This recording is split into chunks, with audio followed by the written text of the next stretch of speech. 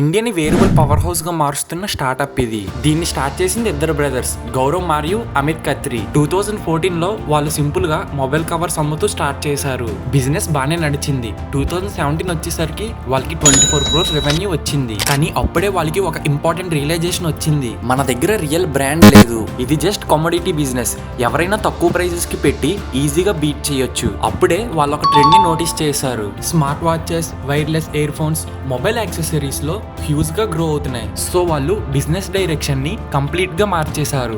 Mobile covers నుంచి smart variable లోకి enter అయ్యారు. కాంపిటేటివ్ ప్రైసింగ్ తో ఆస్పైరింగ్ హై ఎంగేజ్మెంట్ ప్రొడక్ట్స్ ఇవ్వడం వల్ల నాయిస్ ఇండియన్ కస్టమర్స్ కి గో టు బ్రాండ్ అయిపోయింది. ఇప్పుడు ఇండియన్ వేరియబుల్ మార్కెట్ లో noise market leader. 27% market share తో టాప్ లో ఉంది.